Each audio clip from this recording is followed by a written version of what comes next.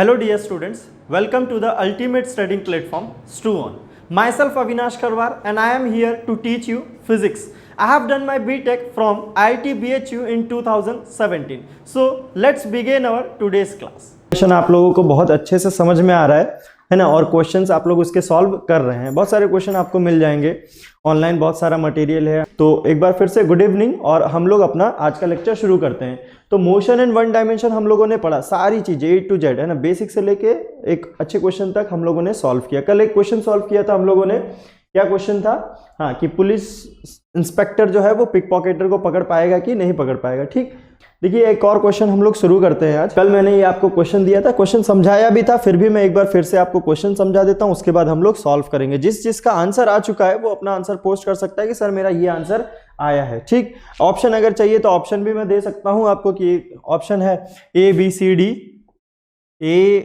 C option A is 90, option B is 80, option C is 70 और option D is 60 metre. इनमें से कौन सा आंसर सही है? 60 मीटर ये पहले से ऊपर है, और कितना ऊपर जाएगा ये क्वेश्चन में पूछा गया है ना, ग्राउंड लेवल से इसकी हाइट पूछी गई थी। आइए तो इसको सॉल्व करते हैं हम लोग। देखिए क्या है question, a stone is drop from a balloon going up with a uniform velocity of 5 metre per second. ठीक, एक स्टोन को गिराया गया है बलून में से, जो बलून ऊपर की तरफ जा रहा है 5 मीटर पर सेकंड से। ठीक, ये देखो यार, ये बलून है हमारा, ये पूरा ये ऊपर जा रहा था 5 मीटर पर सेकंड से। चलो अच्छी बात है। इफ द बलून वो 60 metre high when the stone was drop, जब पत्थर को गिराया गया तो ये 60 मीटर हाइट पे था बैलून ऑलरेडी। ठीक, अच्छा कपट जी बोल रहे हैं कि ऑप्शन सी सही है। चलो देखते हैं यार। तो find its height when the stone hits the ground, तो पत्थर को है ना, कोई भी बलून अगर ऊपर जा रहा है, ठीक, उसमें से पत्थर को नीचे गिराएंगे तो ऑब्वियस सी बात है कि पत्थर कुछ टाइम लेगा नीचे गिरने में, है ना, कुछ टाइम लेगा नीचे गिरने में। तो उस टाइम में ऑब्वियस सी बात है कि बलून अगर 5 मीटर पर सेकंड से ऊपर जा रहा था तो ऊपर तो जाएगा यार। तो हमें फाइंड करना पड़ेगा कि कितने टाइम में ये जो पत्थर गिरा था यहां से, वो कितने टाइम में नीचे पहुंच जाता है। अगर वो हम लोगों ने फाइंड कर लिया तो प्रॉब्लम हमारी सॉल्व हो जाएगी। तो सबसे पहले यही देखेंगे कि टाइम कैसे फाइंड किया जाए। अच्छा, ये दिया हुआ था कि uniform velocity 5 metre per second से हमारा बलून ऊपर चल रहा था। तो अगर वो टाइम मिल जाए तो velocity into time that will give us displacement of the balloon in those moments, जिस मोमेंट में ये जो हमारा स्टोन है वो अर्थ पे गिर रहा था। ठीक, तो टाइम फाइंड करना है हम लोगों को। चलो अच्छी बात है, कोई डाटा कुछ नहीं देखेंगे, गिर रहा है तो हम उसको एक बेसिक डाटा लेके सॉल्व करेंगे कि हाँ एक बेसिक इतना डाटा चाहिए था हमारे पास। ठीक, इंपॉर्टेंट सबसे बात इसमें यह है कि जब हम इसका सॉल्यूशन लिखने जाएंगे तो ये जो स्टोन गिराया गया है नीचे, तो कोई भी चीज जब छोड़ी जाती है, रिलीज की जाती है, तो उसकी वेलोसिटी 0 मानी जाती है ना। छोड़ दिया गया है उसको तो छोड़ेंगे तो वेलोसिटी 0 हो जाएगी। बट यहां पे वो केस नहीं है, यहां पे छोड़ा तो गया है लेकिन एक चलती हुई चीज में से छोड़ा है। तो इस वजह से जिस चीज में हम लोग चल रहे थे उसकी भी वेलोसिटी इनिशियली उस स्टोन के पास होगी, उस स्टोन के पास वो इनिशियल वेलोसिटी होगी। जैसे कि अगर मैं, है ना, ट्रेन में चल रही, कोई ट्रेन है बहुत फास्ट चल रही है, 80 किलोमीटर पर आवर और 100 किलोमीटर पर आवर से चल रही है, और मेरे हाथ में एक पत्थर है। ठीक, मैं उसके दरवाजे पे खड़ा हूं, हालांकि ऐसा कभी करना नहीं चाहिए, दरवाजे पे खड़े नहीं हो सकते। मान लो एक जस्ट एग्जांपल कि दरवाजे पे खड़े, या खिड़की, मान लो खिड़की पे खड़े हैं और मेरे हाथ में कोई छोटा सा पत्थर है। ठीक, ट्रेन 100 किलोमीटर पर आवर से जा रही है। तो एक बात बताओ, आप खुद सोचो कि अगर मैं उस स्टोन को ऐसे छोड़ता हूं तो क्या वो स्टोन डायरेक्टली नीचे गिरेगा या फिर आगे जाके गिरेगा? सोच के देखो यार, थोड़ी सी कॉम्प्लेक्स सिचुएशन है क्योंकि पर्सपेक्टिव की बात है। अब किसके नजरिए से आपको देखना है, आप ऐसा समझ लो कि प्लेटफॉर्म पे एक पर्सन है, ऑब्जर्वर है, वो बैठा हुआ है, तो उसको क्या लगेगा कि वो स्टोन जिस पॉइंट पे मैंने छोड़ा था उसी पॉइंट पे गिर जाएगा या उससे आगे जाके गिरेगा। क्या कहा मैंने यार, कि ये ट्रेन थी मेरी, ठीक, इस ट्रेन से एक पत्थर मैंने ड्रॉप किया था, तो वहां पे हुआ क्या कि यहां से मैंने जो पत्थर ड्रॉप किया था, इसको ये अगर 100 किलोमीटर पर आवर से ट्रेन चल रही है तो इस पत्थर को भी initial velocity 100 kilometre per hour मिलेगी, क्योंकि जब ये इसमें मैंने इस पत्थर को अपने हाथ में होल्ड करके रखा था तब तो इसके पास कौन सी वेलोसिटी थी, सेम जो ट्रेन की वेलोसिटी 100 किलोमीटर पर आवर। तो जब तक मैं उसको छोड़ूंगा नहीं उसके पास वो वेलोसिटी है, जैसे ही छोड़ूंगा वो वेलोसिटी खत्म हो जाएगी, वो वेलोसिटी खत्म हो जाएगी। यानी कि initial velocity 100 kilometre per hour उस स्टोन के पास रहेगी। किस डायरेक्शन में रहेगी? जिस डायरेक्शन में हमारी ट्रेन मूव कर रही है, जिस डायरेक्शन में हमारी ट्रेन मूव कर रही है। अच्छा, अब बात यह आती है कि अगर वो पत्थर आगे गया तो हमें तो ऐसा दिखता है कि पत्थर पीछे छूट गया है, दिखता है ना ऐसा। अगर कोई भी चीज हम लोग छोड़े ट्रेन से या चलते हुए बस से तो हमें क्या लगता है कि जो पत्थर था, जो ऑब्जेक्ट था, वो पीछे की तरफ चला गया, ऐसा लगता है हमें। वो इसलिए क्योंकि इनिशियल वेलोसिटी तो उसको हमने दी थी, जितनी हमारी थी उतनी हमने उसको दी थी, बट उसके बाद क्या हुआ? उसके बाद उसकी वेलोसिटी वही रही है या कम हो गई है? हमारी वेलोसिटी हो सकता है और बढ़ रही है या वही रही, क्योंकि हमारे पास तो इंजन था, वो ड्राइव कर रहा था हमें। तो मेरा 100 किलोमीटर पर आवर था, तो ड्राइवर के हाथ में जो स्टीयरिंग था वो 100 किलोमीटर पर आवर पे चला रहा था, लेकिन वो जो स्टोन है उसका कंट्रोल मेरे हाथ से छूट गया है। सॉरी, अगर छूट गया है तो वो 100 किलोमीटर पर आवर जो मैंने उसको इनिशियली उधर दी थी, अब क्या है, जैसे ही गिरा वो 100 किलोमीटर पर आवर वैनिश हो गया। अब इनिशियल वेलोसिटी उसकी मिली थी 100 किलोमीटर पर आवर, पर फाइनल वेलोसिटी चेंज होती जाएगी। अब वो डिपेंड करेगा कि उसके ऊपर फोर्स कितना लग रहा है, उसके ऊपर ड्रैग कितना लग रहा है। कोई भी चीज जैसे हवा में गिरती है तो उसके ऊपर ड्रैग तो लगता है यार, और ड्रैग हमें पता है हमेशा रिवर्स डायरेक्शन में लगता है, तो यानी कि वो वेलोसिटी उसकी कम होती जाएगी, रिटार्डेशन मिलेगा उसको। 100 किलोमीटर पर आवर से वो 0 किलोमीटर पर आवर पे आ जाएगा। समझ में आया नहीं आया यार? दो जो केस लिए मैंने कि वो ड्रॉप किया है मैंने ऑब्जेक्ट, वो मुझे पीछे जाता हुआ इसलिए दिखाई देता है क्योंकि मेरी स्पीड उससे तेज है और उसकी जो स्पीड मैंने इनिशियली दी थी वो धीरे धीरे कम होती जा रही है। ठीक, लेकिन इसी चीज को अगर एक दूसरे ऑब्जर्वर जो सामने प्लेटफॉर्म पे बैठा है उसके नजरिए से आप देखेंगे तो आपने जहां पे वो पत्थर ड्रॉप किया था वो एग्जैक्टली वहीं पे न गिर के आगे गिर रहा होगा। एग्जैक्टली वहीं पे ना गिर के कहां गिर रहा होगा? आगे गिर रहा होगा। कैसा? जैसे एक पत्थर को हम लोग फेंकते हैं वैसे उसका ट्रेजेक्टरी होगा। यानी कि अगर इस पत्थर को इस पॉइंट से मैं छोड़ूं तो यहां पे अगर कोई ऑब्जर्वर है मेरा प्लेटफॉर्म पे, ये अगर ऑब्जर्वर है मेरा, तो इसको ये लगेगा कि ये पत्थर तो ऐसे गिर रहा है यार प्लेटफॉर्म पे। क्या लगेगा इसको? ये ऐसा गिर रहा है। और अगर मैं अपनी बात करूं, मेरा ऑब्जर्वर अगर यहीं पे होगा तो मुझे लगेगा कि ये पत्थर तो ऐसे गिर रहा है, पीछे गिर रहा है। तो दोनों में समझ में आया क्या कि किसको कैसा दिखेगा? इस टॉपिक का नाम है रिलेटिव वेलोसिटी। ठीक है, कुछ नहीं, अलग अलग पर्सपेक्टिव से हम लोग देखते हैं चीजों को, रिलेटिवली देखते हैं कि एक चीज दूसरे चीज के कंपैरिजन में कैसे उसका मोशन हो रहा है। That's why in first class I have said that motion is a relative thing. We have to always think about relativity. Person A कहाँ है, पर्सन बी कहाँ है, पर्सन सी कहाँ है, ऑब्जर्वर कहाँ पे है, उसके बारे में हमें हमेशा सोचना है, तभी मोशन को एनालाइज कर सकते हैं। ठीक, तो वही बात यहां पे आ गई कि जो पत्थर मैंने छोड़ा था यहां पे उसकी इनिशियल वेलोसिटी 0 ना होके उसकी इनिशियल वेलोसिटी ऊपर की तरफ हो जाएगी 5 मीटर पर सेकेंड। बोलो किसी को दिक्कत?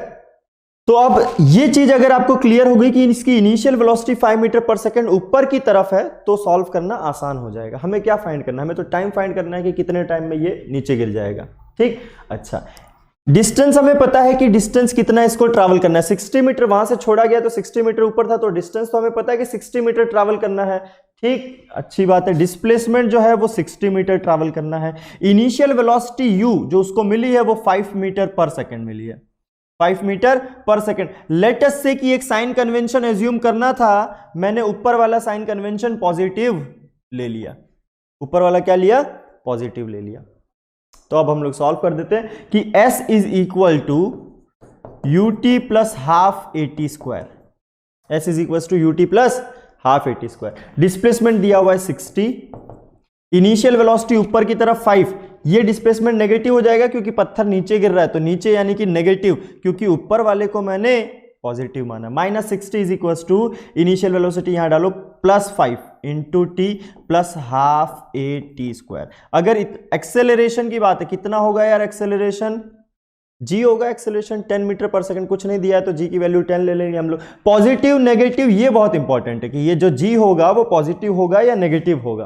देखिए g तो नीचे की तरफ होता है, नीचे की तरफ हमने नेगेटिव माना है तो g क्या होगा? नेगेटिव हो जाएगा, यानी कि इस प्लस की जगह क्या आ जाएगा? एक नेगेटिव सिंबल आ जाएगा यार। साइन कन्वेंशन का बहुत इंपॉर्टेंट रोल है ध्यान देते जाइएगा। तो एक रिलेशन बन गई, देखो यार टाइम में क्वाड्रेटिक इक्वेशन बनी है, बोलो क्वाड्रेटिक इक्वेशन सॉल्व कर सकते हो कि नहीं कर सकते हो? क्वाड्रेटिक इक्वेशन बन गई है टी में, t is equal to minus b plus minus under root d by 4 है। सॉल्व करो, टाइम की दो वैल्यू आएगी, एक पॉजिटिव वैल्यू एक negative value. Negative value of time को हमेशा नेग्लेक्ट कर दिया जाता है क्योंकि टाइम कभी नेगेटिव हो ही नहीं सकता, वो तो जीरो पॉजिटिव से ही स्टार्ट होता है हमेशा। तो पॉजिटिव टाइम की वैल्यू हम लोग चूज कर लेंगे, जो भी टाइम आया। लेट से हमारा टाइम आया है टी नॉट, यहां से जो टाइम आया है वो टी नॉट। अब हमें ये पता चल गया कि ये जो पत्थर है वो टी नॉट टाइम में नीचे गिर जाएगा। तो अब ये तो पता है कि बलून के पास उतना ही तो टाइम है ऊपर जाने के लिए, बलून के पास ऊपर जाने के लिए उतना ही टाइम है। तो अब उसकी वेलोसिटी तो यूनिफॉर्म है, अब कोई भी यूनिफॉर्म वेलोसिटी से ट्रैवल कर रहा है तो उसका डिस्प्लेसमेंट फाइंड करना तो आसान है। For balloon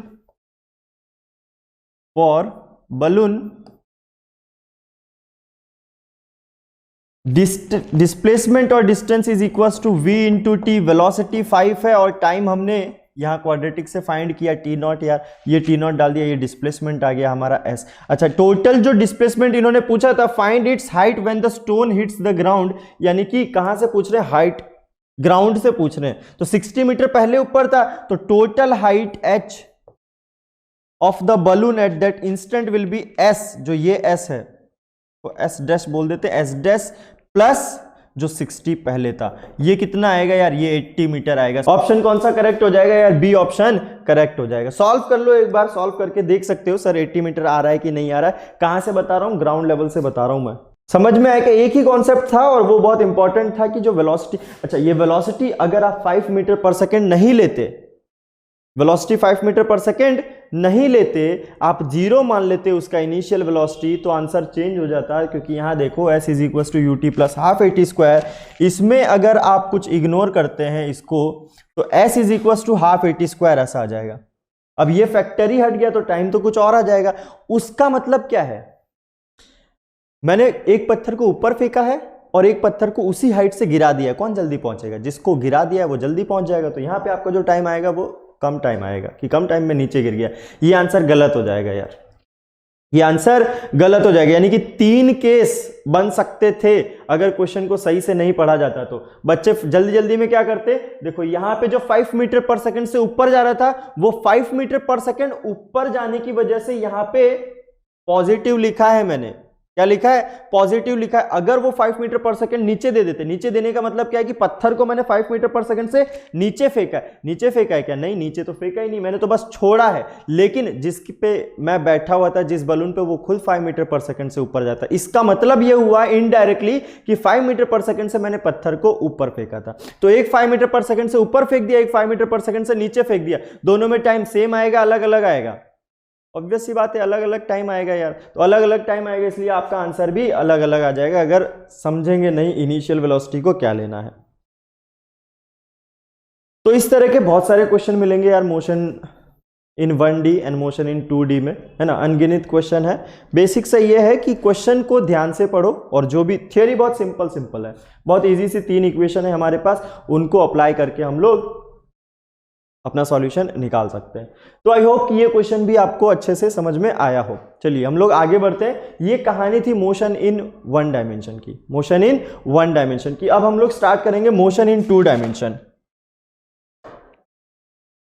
motion in 2 dimension एक छोटा सा टॉपिक है कि एक्सेलरेशन अगर वेरी होगा, एक्सेलरेशन कांस्टेंट नहीं होगा, एक्सेलरेशन वेरी होगा तो क्या होगा। देखिए इस चीज को भी जरा समझिए कि इसमें क्या होगा।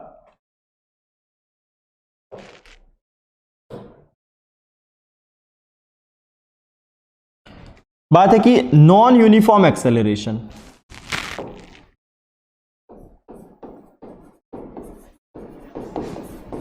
नॉन यूनिफॉर्म एक्सेलरेशन छोटा सा टॉपिक है लेकिन इस पे भी बहुत सारे क्वेश्चन बनते हैं ना, क्योंकि बात थियरी की नहीं है, बात है वेरिएशन की, है ना। एक ही सिंपल से कॉन्सेप्ट से बहुत सारा वेरिएशन ऑफ क्वेश्चन बन सकते हैं। तो उसी चीज पे है ये कि नॉन यूनिफॉर्म एक्सेलरेशन का मतलब acceleration is not constant, is not constant. अब यहां पे थोड़ी सी दिक्कत हो जाती है क्योंकि एक्सेलरेशन कांस्टेंट नहीं है तो आपकी जो बेसिक 3 इक्वेशन ऑफ मोशन थी,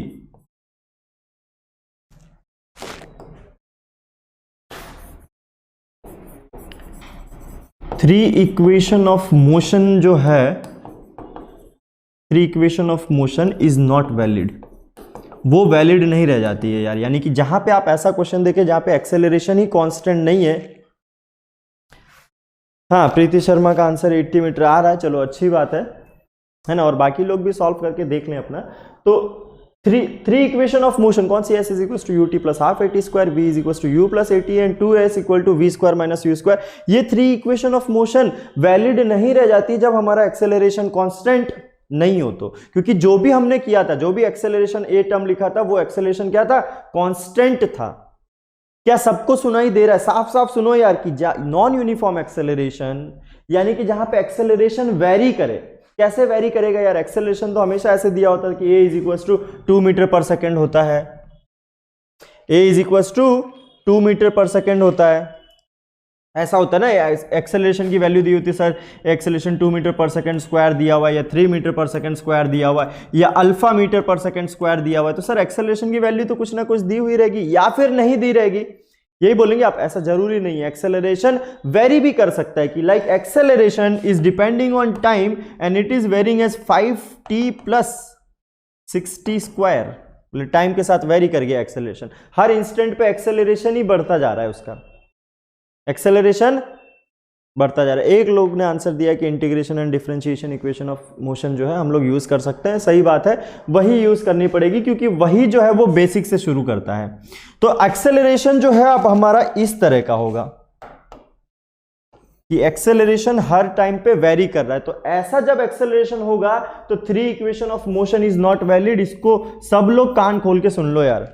कहीं पे एक्सेलरेशन वेरी कर रहा है तो three equation of motion apply करके आंसर निकाल के खुश मत हो जाना, आपका आंसर वो गलत है, डेफिनेटली गलत है। एक्सेलरेशन तो वेरी कर रहा है यार, आपने कांस्टेंट एक्सेलरेशन वाली इक्वेशन यूज की है। बोलो समझ में आया नहीं आया यार? एक चीज बस अभी क्लियर की है कि जहां पे एक्सेलरेशन कांस्टेंट नहीं दिया गया है वहां पे three equation of motion use नहीं करनी है। अब three equation of motion use नहीं करनी है तो फिर क्या करनी है? आइए देखते हैं क्या करना है। हमें बिल्कुल बेसिक से स्टार्ट करना है कि एक्सेलरेशन वेरी कर रहा है। अगर एक्सेलरेशन वेरी कर रहा है तो हमें यह तो पता है बाय डेफिनेशन की acceleration is equal to dv by dt। अब वेलोसिटी कितना ही वेरी कर जाए with respect to time, displacement कितना भी वेरी कर जाए विथ रिस्पेक्ट टू टाइम, यहां हम फंक्शन डालेंगे और एक्सेलरेशन मिल जाएगा हमें। या फिर लेटेस्ट से कि एक्सेलरेशन जैसे दिया हुआ था, acceleration is equal to at square plus bt, क्या करेंगे हम लोग?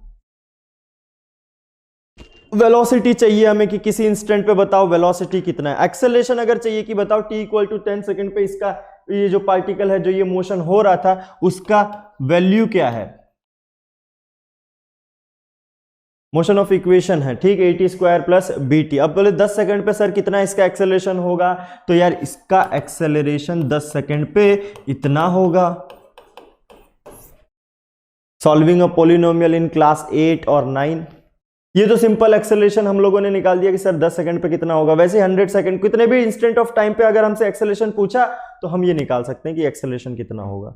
वेलोसिटी अगर पूछा जाए तो हम क्या करते हैं, इसी एक्सेलरेशन को लिखते हैं dv by dt, that is equal to at square plus bt। क्या करेंगे? dv is equal to at square plus bt into dt। Integration, differentiation, differentiation, integration, यही करना है अब तो हमें। क्यों? क्योंकि एक्सेलरेशन हमारा वेरी कर रहा है, अब कांस्टेंट नहीं है, हम डायरेक्ट फॉर्मूला यूज नहीं कर सकते हैं। दोनों तरफ इंटीग्रेट कर दो यार।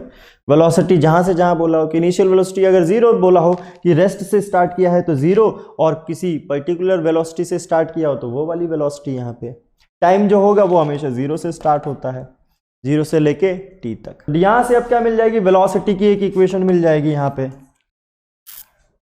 डिस्प्लेसमेंट पूछा जाए कि डिस्प्लेसमेंट बता दीजिए सर कि डिस्प्लेसमेंट कितना होगा, तो इसी वेलोसिटी को मैं फिर लिख दूंगा ds बाई dt, ये जो भी हमारी इक्वेशन आई है। तो ds निकल जाएगा हमारा दैट इक्वेशन इनटू dt, दोनों तरफ इंटीग्रेट करेंगे, यहां आ जाएगा डिस्प्लेसमेंट और इसकी इक्वेशन। बोलो है नहीं है यार आसान? अगर वेरी कर रहा है एक्सेलरेशन तो सिंपल सी बात हमें याद रखनी है कि जो हमारा क्वेश्चन है वो डायरेक्ट फॉर्मूला यूज करके नहीं, इंटीग्रेशन और डिफरेंशिएशन वाली चीज यूज होगी। ठीक,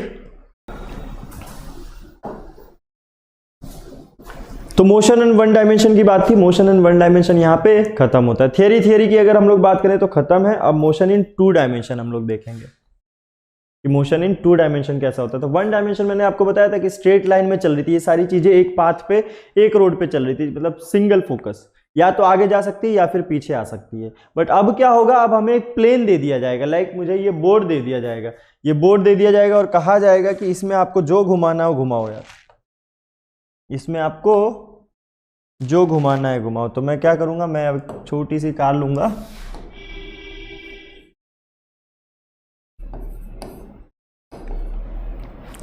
इसको इस प्लेन में कहीं पे भी ऐसे घुमा दूंगा, पूरे प्लेन में।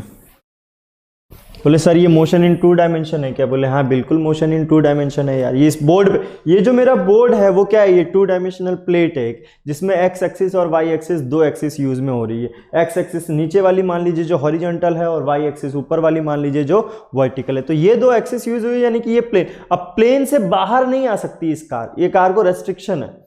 ये कार जो है वो भी 2D होनी चाहिए, एकदम ऐसे प्लेन कार होनी चाहिए, बाहर नहीं निकल सकती है। ठीक, और ये बोर्ड तो हमारा प्लेन है ही, तो इसके ऊपर ये कहीं पे भी चल जाए, ये कैसा मोशन होगा, टू डायमेंशनल। जैसे एक ग्राउंड है, ग्राउंड में कार अगर कहीं पे भी चल रही है तो वो टू डायमेंशनल मोशन है, अनटिल एंड अनलेस कि कोई स्टंटमैन आके उस कार को उछाल देवे हवा में, तो फिर मोशन हमारा 3 डायमेंशन में चला जाएगा। क्योंकि एक्स वाई एक्सिस तो नीचे यूज हो ही रही थी, जेड एक्सिस भी हमारी यूज हो गई, कार अब हमारी हवा में चली गई। जाती है यार, बिल्कुल जाती है।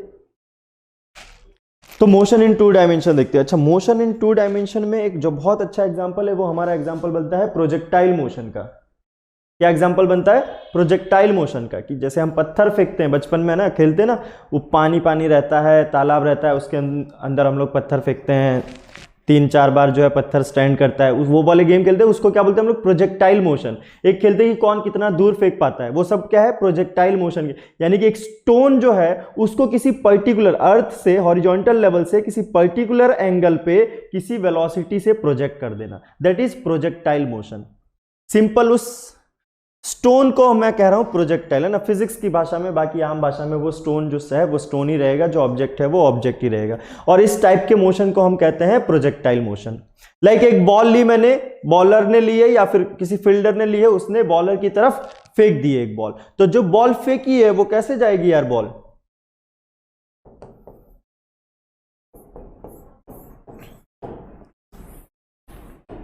बॉल तो हमेशा ऐसा ही पाथ लेती है यार। यहाँ पे जो फील्डर है वो फील्डर में, या फिर कुछ भी है, मान लो गोल पोस्ट है यार, गोल करना है। तो ये जो मोशन ऑफ ये बॉल है, इसी को हम लोग बोलते हैं प्रोजेक्टाइल मोशन। अच्छा, ये जो पाथ है, ये पाथ थोड़ा सा रिलेट कर पा रहे हैं क्या? कहीं पे ऐसा पाथ देखा है क्या? ये कौन सा पाथ है, किस पाथ को ये रिप्रेजेंट कर रहा है? ऐसा कर्व अगर कहीं पे दिखता है तो कौन सा पाथ होता है? सर्कुलर पाथ होता है क्या? कोई भी चीज हम लोग फेंकते हैं तो सर्कुलर पाथ में जाता है क्या? ऐसे मैं किसी चीज को फेंकूंगा तो ये जो पाथ बनेगा ये सर्कुलर बनेगा या कुछ और बनेगा? कुछ और बनेगा तो क्या बनेगा? जल्दी से बताओ यार।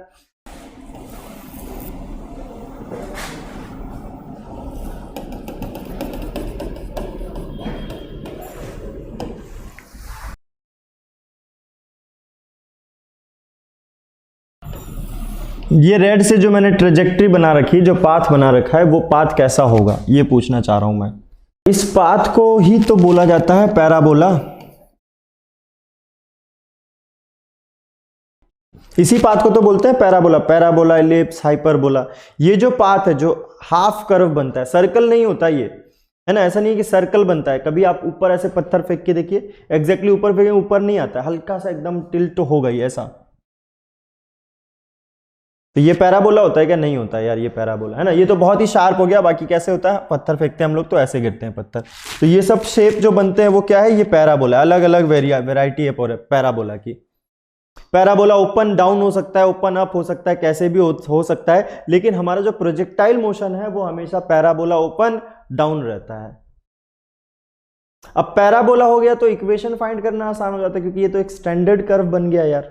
बहुत अच्छी बात हो गई। ये तो कोई भी चीज अगर स्टैंडर्ड हो जाए तो उसको सॉल्व करना आसान हो जाता है।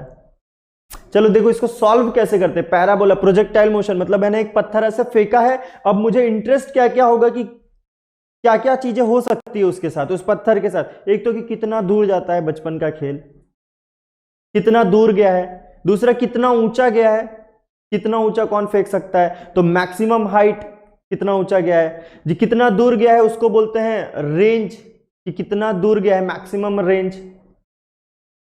तीसरी चीज और कि कितने देर तक वो हवा में उड़ते रहे, तो उसको बोलते हैं टाइम ऑफ फ्लाइट, उसको बोलते हैं टाइम ऑफ फ्लाइट, कि कितनी देर हमारा पत्थर, हमारा ऑब्जेक्ट, हमारा प्रोजेक्टाइल जो है वो हवा में रहा है, यानी कि टाइम ऑफ फ्लाइट में हमें इंटरेस्ट होगा। मैक्सिमम रेंज में होगा, यानी कि रेंज कितना होता है उस प्रोजेक्टाइल का। मैक्सिमम हाइट कितना गेन किया है, वो इंटरेस्ट बनता है। और अगर उस पर रिसर्च करने बैठ जाए कि नहीं अब तो मैं एक एक चीज फाइंड करूंगा इस प्रोजेक्टाइल मोशन की, कि हर इंस्टेंट में, मान लो उसको 5 सेकंड में मतलब गिर गया है वो पत्थर, तो 1 सेकंड में कहां था, 2 सेकंड में कहां था, 3 सेकंड में कहां था, 5 सेकंड में कहां था। ये सारी चीजें फाइंड करने में मजा आने लगेगा यार, कि कैसे फाइंड करेंगे, क्या होगा उसका। t=3 सेकंड पे वेलोसिटी कितनी थी उसके पास, क्या वो उस वक्त अपने मैक्सिमम हाइट पे था या फिर 3 सेकंड पे गिर चुका था। ये सारी चीजें फाइंड करना बहुत ही सिंपल है और आसान है। देखो इसको 2 भागों में तोड़ दिया जाता है। एक तो है कि एक्स डायरेक्शन और दूसरा है वाई डायरेक्शन। प्रोजेक्टाइल मोशन जो है वो, कान खोल के सब लोग, जितने लोग देख रहे हैं वो देख लीजिए, सुन लीजिए कि 2 डायमेंशनल मोशन होता है। It's not a 3 dimensional motion, ये 2 डायमेंशनल। क्योंकि देखो मैं इधर फेंकूं या आपकी तरफ फेंकूं, मैं एक प्लेन बना सकता हूं उसके पूरे पाथ में। इधर फेंकूंगा तो एक प्लेन बन जाएगा, इधर फेंकूंगा तो भी एक प्लेन बन जाएगा। ऐसा नहीं है कि सर वो पत्थर तो प्लेन से बाहर चला गया, पहले तो ऐसे गया था लेकिन बाद में मुड़ गया, ऐसा नहीं होता है यार, ऐसा नहीं होता है। कुछ लोग बोले सर ऐसा तो होता है, जरूरी नहीं है। रोनाल्डो बॉल जब मारता है, किक मारता है, तो उसके स्टाइल में तो सर बॉल जो है कि सीधे जाने के बजाय हल्का सा रोटेट हो जाती है। कुछ लोग क्रिकेट देखते होंगे, वो बोलेंगे सर जब बॉल कौन है हमारा जसप्रीत बुमराह फेंकता है तो सर बॉल जो है कि हवा में स्विंग हो जाती है एयर की वजह से। तो यहां पे हम लोग क्या करते हैं कि उस इफेक्ट को ही इग्नोर कर देते हैं, कि जो एयर ड्रैग है वो नेग्लिजिबल है। हवा चल ही नहीं रही है, हवा बिल्कुल चल ही नहीं रही है, वो नेग्लिजिबल है। तो अगर हवा नहीं चल रही है तो स्विंग पॉसिबल नहीं है। स्विंग कैसे पॉसिबल है, कैसे होता है, वो एक डिफरेंट टॉपिक है। फ्लूइड मैकेनिक्स में पढ़ा जाता है कि कोई भी चीज रोटेट कैसे कर जाती है, कैसे डायरेक्शन चेंज होती है, वो भी पढ़ेंगे हम लोग, उसको भी रिवाइज करेंगे।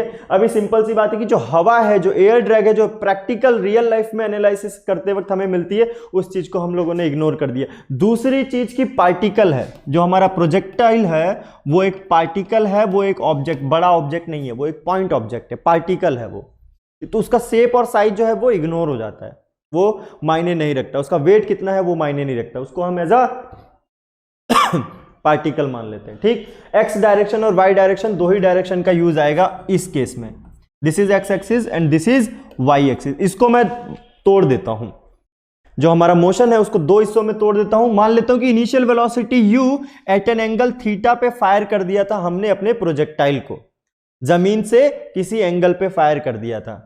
सबसे मजेदार चीज ये होती है यार कि दिमाग लगा के सोचे कि कितने एंगल पे फेंकें कि ये सबसे ज्यादा दूर जाए।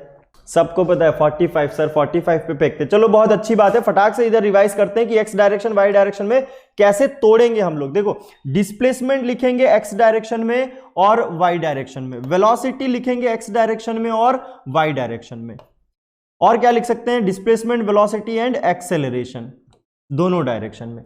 ठीक, फाइन। तो हमें पता है कि जब एक पत्थर को ऐसा फेंका गया है तो सिर्फ और सिर्फ एक ही चीज है जी, जो कि नीचे की तरफ अगला। एक्सेलरेशन जो है वो सिर्फ नीचे की तरफ है, वो है ग्रेविटी, वरना एक्सेलरेशन हॉरिजॉन्टल डायरेक्शन में कुछ नहीं है यार, जीरो है, कोई ड्रैग है ही नहीं। तो बाहर मतलब आगे की तरफ कोई पुश नहीं कर रहा है, सिर्फ ग्रेविटी उसको खींच रही है। तो साइन कन्वेंशन बहुत इंपॉर्टेंट फैक्टर बन जाता है। साइन कन्वेंशन हम लोग यहां पे यूज कर लेते हैं। क्या मानते हैं कि ये जो एक्स एक्सिस है इसी को पॉजिटिव है मान लेते हैं, और ये जो है वो नेगेटिव मान लेते हैं। सॉरी, इसको भी ऊपर की तरफ पॉजिटिव मान लेते हैं, नीचे की तरफ जो चीजें आएगी वो नेगेटिव हो जाएगी।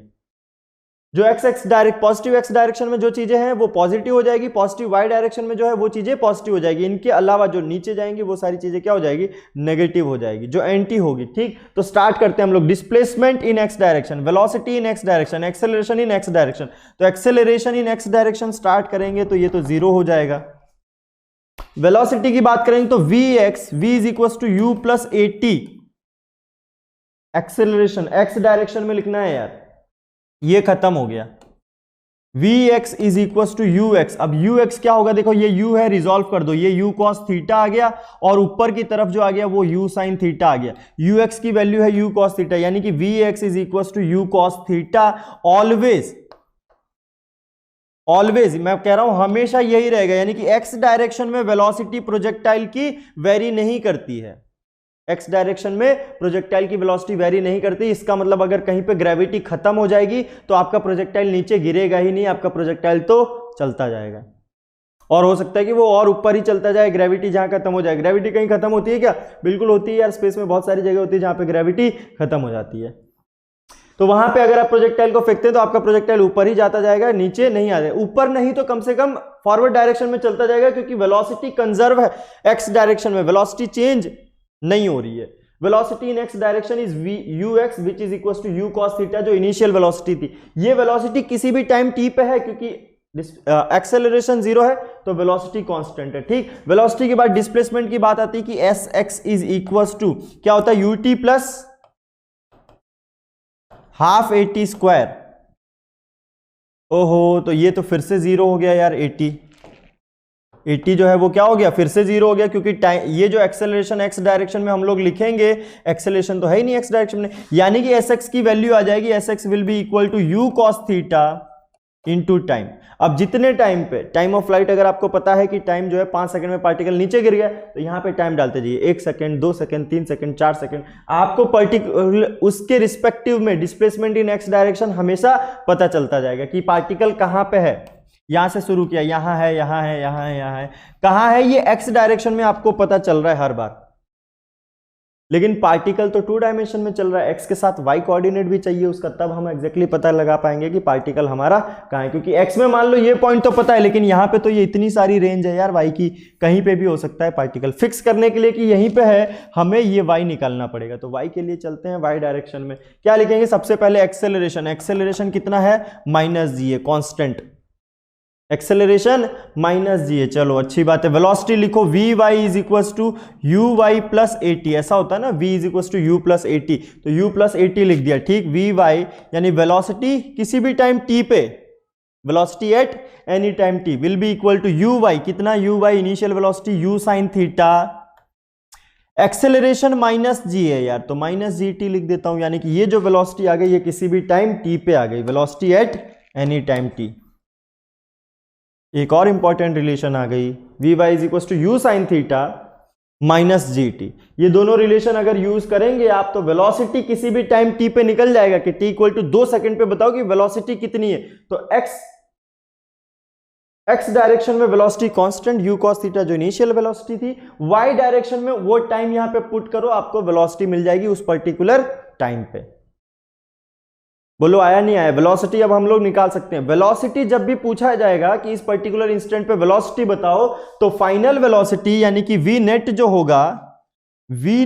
होगा that will be under root of vx का स्क्वायर प्लस vy का स्क्वायर, क्योंकि vx किसी भी पर्टिकुलर इंस्टेंट पे ऐसे होगा और vy ऐसे होगा, तो नेट यानी कि vx और vy का रिजल्टेंट पूछ रहे हैं। सिर्फ vx और vy निकाल के मत दे देना कि vx निकाल के मत बता देना कि ये वेलोसिटी है उसकी, वो उसकी नेट वेलोसिटी नहीं है, उसकी वेलोसिटी तो root over vx square plus vy square है।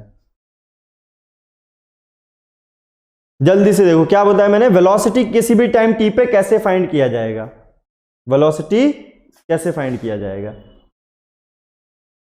ठीक, अब देखो पार्टिकल ऊपर चला है, ऊपर चलते चलते चलते यहां पहुंचा है, मैक्सिमम हाइट पे पहुंचा है। तो मैक्सिमम हाइट पे पार्टिकल और ऊपर जाता है कि वहां बस अटेन कर लिया, वहां के बाद नीचे आ जाता है, वहां के बाद नीचे ही आ जाता है यार पार्टिकल मैक्सिमम हाइट पे जाने के बाद। तो मैक्सिमम हाइट पे ऐसा क्या होता है कि उसके बाद पार्टिकल ऊपर नहीं जा पाता है, पार्टिकल ऊपर नहीं जा पाता, क्योंकि इनिशियली जब हम लोग फेंकते हैं तो वेलोसिटी उसको अच्छा मतलब अच्छी खासी वेलोसिटी देते हैं ताकि वो ऊपर जाए, लेकिन वो वेलोसिटी धीरे धीरे धीरे धीरे धीरे धीरे धीरे धीरे कम हो रही होती है, क्योंकि उसका जो एक्सेलरेशन है वो रिटार्डेशन का काम कर रहा है। ग्रेविटी उसको नीचे सॉरी, ग्रेविटी उसको नीचे खींच रही है ना। अगर आप वेलोसिटी जीरो की बात करेंगे तो जहां पे वेलोसिटी जीरो होगी वहां पे पार्टिकल धब खत्म हो गया, वहीं पे नीचे गिर जाएगा। वेलोसिटी जीरो नहीं हो जाती, velocity in Y direction zero हो जाती है, ऐसा बोलिए। वेलोसिटी इन वाई डायरेक्शन इस पॉइंट पे, कहां है वो पॉइंट, पॉइंट आजा भाई, ये रहा वो। उस पॉइंट पे velocity in Y direction zero होती है और एक्स डायरेक्शन पे वही यू कॉस थीटा। ये नोट करो, velocity and y zero at maximum height h max, यहां पे मुझे लिखना चाहिए एच मैक्स पे क्या होता है, velocity in Y direction zero हो जाता है। तो समझ में आया, वेलोसिटी यहां पे जीरो, यहां इनिशियल वेलोसिटी, यहां पे फाइनल वेलोसिटी। अच्छा, इस वाले में क्या होता है कि पार्टिकल को जहां जिस लेवल से फेंका गया था उसी लेवल पे वापस गिरना होता है, ना उससे ऊपर ना उससे नीचे। हॉरिजॉन्टल प्लेन पे हम लोग सॉल्व कर रहे हैं इस प्रॉब्लम को। वेलोसिटी इन वाई डायरेक्शन, बिल्कुल, बहुत बढ़िया। चलिए, वेलोसिटी की बात हो गई, डिस्प्लेसमेंट की बात करते हैं कि डिस्प्लेसमेंट इन वाई डायरेक्शन कैसे होगा यार, डिस्प्लेसमेंट इन वाई डायरेक्शन कैसे होगा। Vx, ध्यान दो, तो Vx मैंने निकाला, Vx लिखा है कि Vx is equal to you cos theta, but Vy is equal to you sine theta minus GT। बोलो यार, किसी को दिक्कत नहीं होनी चाहिए कि सर Vx और Vy कहां से आ गया, सिंपल, u प्लस AT है ना। x डायरेक्शन में लगाया और y डायरेक्शन में लगाया, x डायरेक्शन में उसको तोड़ा था, y डायरेक्शन में तोड़ा था, दो डायरेक्शन में तोड़ लिया था। डिस्प्लेसमेंट लिखा कि Sx is equal to you cos theta into t, क्योंकि हाफ AT स्क्वायर में खत्म, एक्सेलरेशन एक्स डायरेक्शन में है ही नहीं। Displacement in Y direction is equal to u t plus half AT square, ये भी हमें फाइंड करना है। u जो है वो u साइन थीटा है, हाफ एक्सेलरेशन जो है वो कितना हो जाएगा, g हो जाएगा, और वो भी कैसा g, नेगेटिव g हो जाएगा, क्योंकि ऊपर की तरफ पॉजिटिव माना है तो नीचे कैसा हो जाएगा, नेगेटिव हो जाएगा ऑटोमेटिक। तो यहां मैंने पहले ही माइनस साइन लिख दिया है, माइनस साइन लिख दिया, इंटू टी स्क्वायर। अब देखो यार, टाइम डालते जाओ, आपको डिस्प्लेसमेंट इन वाई डायरेक्शन मिलता जाएगा, डिस्प्लेसमेंट इन वाई डायरेक्शन मिलता जाएगा पर्टिकुलर इंस्टेंट पे। आप टी यू साइन थीटा पता है, जी पता है, टाइम डालो 1 2 3 4 5 सेकंड, जितना टाइम डालना है डाल दो यार। तो अब यहां से आप किसी भी पॉइंट ऑफ टाइम पे, है ना, 2 सेकंड हो, 2.5 सेकंड है, पूछा जाए अगर आपसे वेलोसिटी बताओ कितनी है, बता सकते हैं Vx Vy निकाल के। डिस्प्लेसमेंट बताओ कितना है, तो डिस्प्लेसमेंट x और y डायरेक्शन में निकाल के बता सकते हैं। अब जो हमारा पॉइंट ऑफ इंटरेस्ट था कि सर ये कितना ऊपर जाएगा, कितना दूर तक जाएगा, इसका टाइम ऑफ फ्लाइट कितना होगा, तो वो भी देख लेते हैं। सबसे पहले टाइम ऑफ फ्लाइट की बात करेंगे। पार्टिकल जितना देर ऊपर हवा में रहा है, that is called time of flight, that is called time of flight. तो अब टाइम ऑफ फ्लाइट देखो कैसे फाइंड करेंगे। Vy जो है वो मैंने लिखा था u sign theta minus GT, Vy was u sign theta minus GT, और कहा था मैंने पार्टिकल जो है वो ऐसे गिर जाएगा। लेकिन इस इंस्टेंट पे सोचो, ये क्या है, h max, h max पे सोचो क्या होगा, h max पे Vy इज इक्वल टू 0 होना चाहिए, तभी तो वो h max होगा।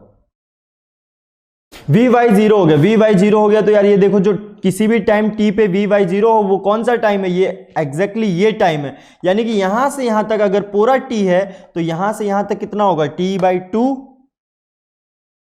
t/2 टाइम ऑफ फ्लाइट का आधा हो जाएगा यार। सोच के देखो, होगा नहीं होगा, ये आधा टाइम ऑफ फ्लाइट है और ये आधा टाइम ऑफ फ्लाइट है, ये आधा आधा टाइम ऑफ फ्लाइट है। क्यों, क्योंकि टाइम ऑफ फ्लाइट बढ़ गया है, पूरा t था तो आधा आधा t/2 हो जाएगा। ऐसा थोड़ी होगा कि सर मैंने फेंका मैक्सिमम हाइट से पहले तक तो काफी ऊपर गया और उसके बाद वहीं तुरंत गिर गया, मैक्सिमम हाइट पे जाते ही तुरंत नीचे गिर गया। ऐसा किसी प्रोजेक्टाइल में पॉसिबल ही नहीं है कि आपने कोई पत्थर फेंका है, वो मैक्सिमम हाइट तक गया और मैक्सिमम हाइट के बाद सर आगे बिल्कुल गया ही नहीं, वो उसी पॉइंट पे नीचे गिर जाए, मतलब यहां से ऐसे हो जाए, नॉट पॉसिबल। ऐसा कैसे, किस केस में होता है, रॉकेट के केस में होता है, उनमें अलग फोर्स दी जाती है। रॉकेट प्रोपल्सन के केस में होता है कि सर वो मैक्सिमम हाइट पे जाता है, उसका कुछ पार्ट टूट के गिर जाता है तो वो फिर नीचे आ जाता है। लेकिन प्रोजेक्टाइल में ऐसा नहीं होता, प्रोजेक्टाइल में कोई फोर्स लगाने वाली चीज नहीं है, फोर्स की बात ही नहीं है, एयर ड्रैग नहीं है, सिर्फ और सिर्फ एक नेचुरल फोर्स है, सिंपल सा सीधा सा, कौन सा, acceleration due to gravity. Gravitational force, उसको हम लोग कंसीडर में करके चल रहे हैं, उसको इग्नोर नहीं कर सकते हैं। तो देखो टाइम ऑफ फ्लाइट का ये आधा आधा हो गया। अच्छा, इस टाइम ऑफ फ्लाइट पे ये जो मैक्सिमम हाइट है, यहां पे मैंने बोला v by zero, V Y को जीरो कर दो, वी वाई को जीरो करोगे तो zero is equal to you sine theta minus G T, that means this t is equal to you sine theta by G, U sine theta minus G. बोलो किसी को दिक्कत? U sine theta minus G, ये जो time आया है यही तो क्या, यही तो t बाई टू है यार, यही तो t बाई टू है। तो टाइम कितना हो जाएगा? अगर t बाई टू हमें पता है तो टाइम भी पता चल जाएगा यार कि सर टाइम जो है t is equal to two you sine theta by G, जो कि टाइम ऑफ फ्लाइट कहलाता है। T U sine theta by G क्या कहलाता है? टाइम ऑफ फ्लाइट कहलाता है। यही तो टोटल टाइम ऑफ फ्लाइट है कि पार्टिकल कितने देर में नीचे गिर गया। फेंका था मैंने, घड़ी स्टार्ट कर दी, स्टॉप वॉच स्टार्ट कर दी थी, देखा ऊपर गया और नीचे आ गया, ये पूरा टाइम ऑफ फ्लाइट ये हमने ऐसे निकाला। कैसे निकाला? छोटी सी ट्रिक निकाली हमने, क्या कि फाइनल इस पॉइंट पे मैक्सिमम हाइट पे वेलोसिटी उसका जीरो होना चाहिए। कौन सी वाली? Velocity in Y direction. Velocity in Y direction को जीरो किया, यहां से एक टाइम मिल गया। वो टाइम कौन सा टाइम था? वो time half of the time of flight था, क्योंकि मैक्सिमम हाइट पे तो आधे टाइम पे ही जाएगा यार, मैक्सिमम हाइट पे तो आधे टाइम में ही जाएगा, बाकी आधे टाइम में क्या करेगा? आधा टाइम असेंडिंग, आधा टाइम डिसेंडिंग। और सिर्फ इसी में नहीं, आप नॉर्मल एक पत्थर भी फेंक के देखो एकदम वर्टिकली ऊपर, वर्टिकली ऊपर फेंकोगे तो जितने टाइम में उसको ऊपर जाने में लगा है उतने ही टाइम में वो नीचे गिर जाएगा, एग्जैक्टली हाफ हो जाएगा उसका। ठीक, तो टाइम ऑफ फ्लाइट की बात, मैक्सिमम हाइट की बात करते हैं कि एच मैक्स कैसे निकालेंगे सर? एच मैक्स कैसे निकालेंगे? तो एच मैक्स यानी कि क्या है? Displacement in Y direction at time T by two, displacement in Y direction at time T by two. Sir ये कैसे निकालेंगे? तो simple, displacement in Y direction की इक्वेशन तो है ही हमारे पास, यहां पे हम टाइम पुट कर देंगे, यहां पे टाइम पुट कर देंगे, यानी कि एस वाई, यानी कि S Y will be is equal to you sine theta. अब इस टाइम की जगह मैं टाइम ऑफ फ्लाइट पुट कर दूंगा, टाइम ऑफ फ्लाइट पुट कर दूंगा, सॉल्व कर दूंगा इसकी वैल्यू। सॉल्व करेंगे तो क्या आ जाएगा यार? सर बोलेंगे U square sine theta by two G, U square sine theta by two G, ये क्या आ जाएगा मेरा? ये एच मैक्स आ जाएगा। इसको सॉल्व कर देंगे, U square sine square theta by G, U square sine square theta by G, ये आएगा यार,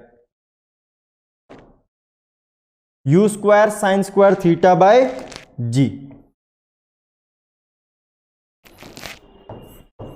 ये हमारा एच मैक्स आ जाएगा। क्या आ जाएगा? एच मैक्स, यानी कि मैक्सिमम हाइट क्या होगी? जो वाई कोऑर्डिनेट है, जो मैक्सिमम जा रहा था, वाई की मैक्सिमम वैल्यू कितनी हो जाएगी? तो वो इतनी हो जाएगी यार, U square sine square theta by ji.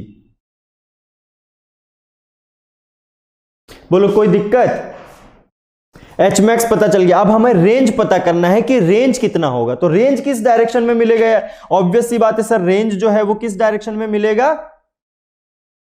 X direction में मिलेगा रेंज हमारा। तो एक्स डायरेक्शन में कैसे मिलेगा? अब टाइम ऑफ फ्लाइट हमें पता है और एस एक्स भी पता है, ये देखो एस एक्स भी पता है हमें, टाइम ऑफ फ्लाइट भी पता है कि टाइम ऑफ फ्लाइट कितना होगा, time of flight 2u sign. अब ये बताओ कि ये टाइम ऑफ फ्लाइट में डाल दूंगा यहां पे कि यहां से लेके यहां तक जाने में उसको कितना टाइम लगा, ये मुझे पता है, तो एस एक्स भी तो पता चल जाएगा यार। एस एक्स कितना होगा? क्या करेंगे? यहां पे वैल्यू पुट कर दो यार, यू कॉस थीटा।